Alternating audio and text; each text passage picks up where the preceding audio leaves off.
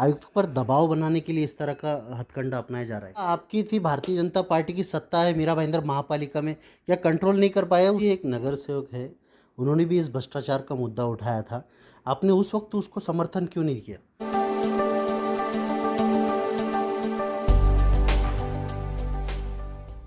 Bharatiya Janata party के पूर्व विधायक और V4U के अध्यक्ष नरेंद्र मेहता इस वक्त हमारे साथ में मौजूद है।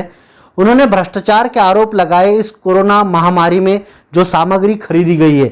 आइए जानते हैं किस तरह के उनके आरोप है और ये आरोप में कितने तथ्य है। मेहता जी, किस तरह का आरोप लगाया आपने?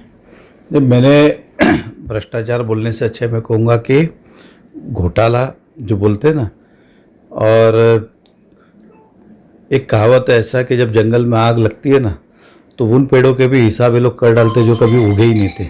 उसी तरह से ये हुआ है कि कॉरपोरेशन के अंदर जब ये कोरोना के अंदर हमने पहली बार काम की शुरुआत की तब हमें मौका नहीं मिला कभी कि उस जगह पे जाए, क्योंकि कोरोना थे, पेशेंट थे, तो हमारा जाने का सवाल ही नहीं आता था।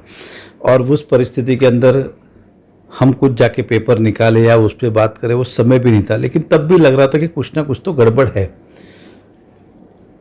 कोरोना काल के अंदर जितने बॉडी के अधिकार है, मतलब मेयर हो, जनरल बॉडी हो, स्टैंड, ये सारे अधिकार जो है वो कमिश्नर को अधिकार रहता है कि उन सभी अधिकारों का वापर कर सकते हैं मीटिंग के बगैर, और उन्होंने वही किया। उसके अंदर करीबन 100 करोड़ रुपए से ज़्यादा जो है इस कोरोना काल में खर्च किया। वो 100 करोड़ खर्च करे कि 500 करोड़ करे, हमारी ये चिंता नहीं, लोगों के उपचार के लिए जितना पैसा लगता है खर्च करना चाहिए। लेकिन करते समय इतना बड़ा घोटाला, क्योंकि उस समय कोरोना के अंदर सभी का व्यवसाय बंद था, व्यापार बंद था, नौकरियां नहीं थी, कुछ नहीं था। अब ये पैसा खर्च किया वो आया कहाँ से? तो हमारे ही शहरवासियों ने जो टैक्स के माध्यम से पैसा भरा या अलग अलग माध्यम से भरा, वही पैसा खर्च किया गया। तो कम से कम कोरोना के अंदर जहाँ एक तरफ सेवाभावी संस्थाएं अपने जेब का पैसा लगा के अपने रिश्तेदार हो, पड़ोसी हो, यथाशक्ति हर व्यक्ति ने, हर नागरिक ने यहाँ के लोगों को सहायता के रूप में बोलिए, एक उनको हाथ ताकत देने के रूप में अपने तरीके से खर्च हमने किया। मेरी संस्था ने भी किया, आपने भी अपनी संस्था से किया, व्यक्ति ने भी किया। और दूसरी तरफ ये पब्लिक का ही पैसा लेके उसी की लूट मचा रहे थे, घोटाला कर रहे थे। ये अब क्या लाया? ऐसे कई सारी चीज़ें हैं जो मैं अब निकाला। इसके लिए मैं कोर्ट में भी जाऊंगा और संबंधित जो है उनके ऊपर कार्रवाई हो, इसके लिए अंत तक लड़ाई लड़ूंगा। क्योंकि ऐसा इतना नाजुक परिस्थिति के अंदर ये लोग अपनी दुकान चला रहे थे, सबके रोजगार बंद करके अपनी, ये बहुत ही शर्मनाक बात है। उदाहरण देता हूँ, मतलब यहाँ तक कहूँगा कि शमशान की अंतिम विधि में भी जो जाते थे उसके अंदर भी इन्होंने अपनी दुकानें चलाई है। यहाँ तक का है, मैं ये सारे कागज़ के साथ, आंकड़ों के साथ देने वाला।